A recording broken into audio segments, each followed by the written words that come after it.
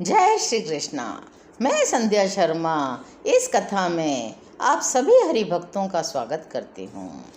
एक दिन मुकुंद का एक मित्र शशि अनेक रविवार आश्रम में ही बिताता था। गुरुदेव उसे बहुत चाहने लगे थे, पर उसके असंयम जीवन पर उन्हें बड़ा खेद होता था। गुरुदेव बार बार शशि से कहते थे, शशि, अगर तुमने अपने तौर तरीके नहीं बदले तो 1 साल के भीतर तुम घातक रूप से बीमार हो जाओगे। बाद में मत कहना मैंने सावधान नहीं किया। शशि फिर बोला, गुरुदेव, मेरी इस दशा में मेरे भाग्य को नियंत्रित करने वाली शक्तियों को मेरे प्रति दीन वत्सल बनाने का भार मैं आप पर छोड़ता हूँ। मैं सुधरना चाहता हूँ, पर मेरा मन अति दुर्बल है। मेरे रक्षणकर्ता केवल आप हैं। मैं किसी और में विश्वास नहीं कर सकता। गुरुदेव हंसकर बोलने लगे, अच्छा तो 2 कैरेट का एक नीलम धारण करो, उससे सहायता होगी। वो बोला, मैं उसे खरीदने में असमर्थ हूँ, और वैसे भी गुरुजी, यदि कोई विपत्ति आ ही जाती है तो मुझे पूरा विश्वास है आप मेरी रक्षा करेंगे। गुरुदेव बोले, तुम 1 वर्ष में 3 नीलम लेकर आओगे, पर तब उनसे कोई लाभ नहीं होगा।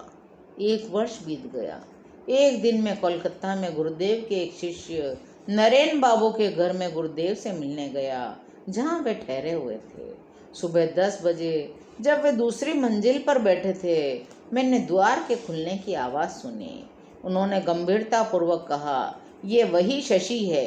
1 वर्ष पूरा हो गया, उसके दोनों फेफड़े बेकार हो चुके हैं। उसने उस समय मेरी बात नहीं मानी। अब उससे जाकर कह दो मैं उससे मिलना नहीं चाहता। श्री युक्तेश्वर जी की कठोरता देखकर मैं स्तंभित रह गया। तेजी से सीढ़ियां उतरने लगा। देखा शशि सीढ़ियां चढ़ रहा था। अरे मुकुंद, मुझे आशा है गुरुदेव यहाँ है। मेरे मन में से अचानक यह विचार उठा था कि आज वे यहाँ हो सकते हैं। मुकुंद ने कहा, हाँ हैं तो, परंतु वे किसी से मिलना नहीं चाहते। शशि अचानक रो पड़ा। मुझे एक तरफ ठेलकर तेजी से सीढ़ियां चढ़ गया। उसने अपने आप को युक्तेश्वर जी के चरणों में झोंक दिया। 3 सुंदर नीलम निकाल कर वहाँ रख दिए। हे सर्वज्ञ गुरुदेव, डॉक्टर लोग कहते हैं मुझे फेफड़ों का क्षय रोग हो गया है। वे कहते हैं मैं 3 महीनों से अधिक जीवित नहीं रह सकता। आपकी सहायता के लिए मैं आपसे विनम्र प्रार्थना करता हूँ। गुरुदेव कठोर मौन धारण कर बोले, अब थोड़ी देर हो गई है, अपने रत्न लेकर चले जाओ। उनकी उपयोगिता का समय बीत चुका है। मेरे अंतर्मन में धारणा जगी, श्री युक्तेश्वर जी में रोग मुक्त करने की देवी शक्ति है, लेकिन वे शशि के विश्वास की परीक्षा ले रहे हैं। 1 घंटा बीतने के बाद भी जब श्री युक्तेश्वर जी ने साष्टांग प्रणत मित्र पर सहानुभूति दृष्टि डाली तो मुझे कोई आश्चर्य नहीं हुआ। वे बोले, उठो शशि, नीलम को वापस कर दो, परंतु गृह शांति का एक कड़ा ले आओ और उसे पहनो। तुम कुछ ही सप्ताहों में ठीक हो जाओगे। शशि की मुस्कुराहट ने उसके आंसुओं से भरे चेहरे को उज्जवल बना दिया। पूज्य गुरुदेव, क्या मैं डॉक्टरों की दवाएं लेता रहूं? जैसा तुम चाहो, चाहे तो लो, चाहे तो फेंक दो, इससे कोई फर्क नहीं पड़ता। अब तुम्हारा क्षय योग से मरना असंभव है। फिर अचानक से युक्तेश्वर जी बोले, इससे पहले कि मेरा विचार बदल जाए तुरंत यहाँ से चला जाओ। घबरा कर नमस्कार करके शशि शीघ्रता से चला गया।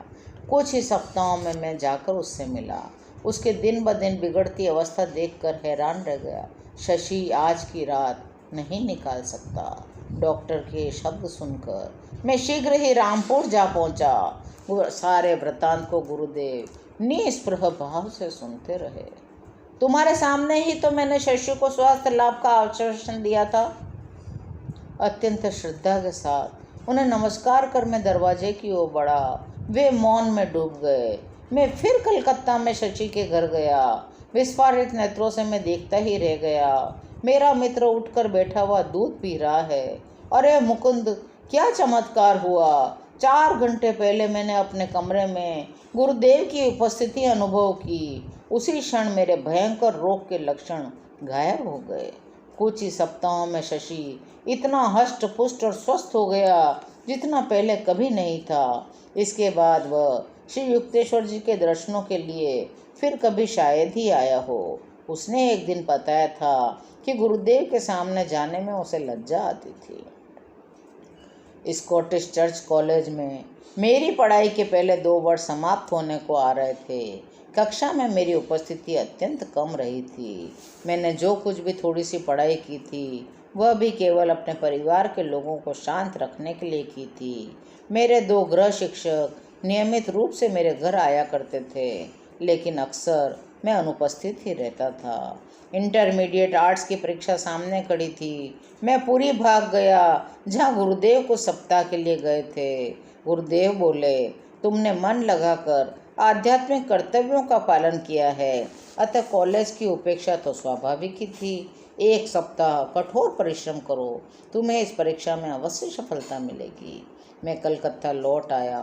पुस्तकों के पहाड़ को देखकर मुझे ऐसा लग रहा था जैसे मैं रास्ता भटका हुआ कोई मुसाफिर हूँ।